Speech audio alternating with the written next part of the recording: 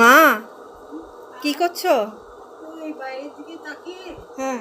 ওই মেয়েটার কথা ভাবছি, আরতি করেন মেয়েটার কথা। হ্যাঁ। যে নির্যাতিতা মেয়েটা, হ্যাঁ। সে তো আমার ঘরের মেয়েই। হ্যাঁ, সবার মেয়ে।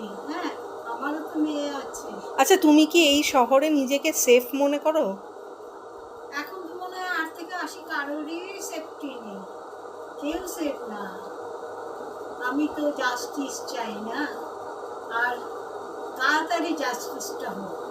এলোমেলো হয়ে যাবে না সেই ছোটবেলায় বাচ্চাদের আমরা বলি মিথ্যা কথা বললো না, কারোর গাছের জিনিস ছিল না না বলে, কাউকে মারবে না, এই শিক্ষাগুলো তো বাচ্চাদের আমরা বলি।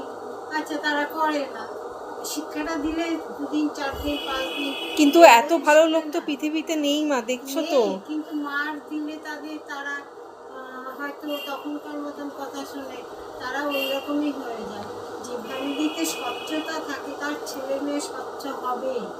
হ্যাঁ, কিন্তু ফ্যামিলিতেও যদি তারা কেউ ড্রিঙ্ক করে, নেশা করে, অস্বচ্ছতা তাদের মধ্যে, সবার মধ্যে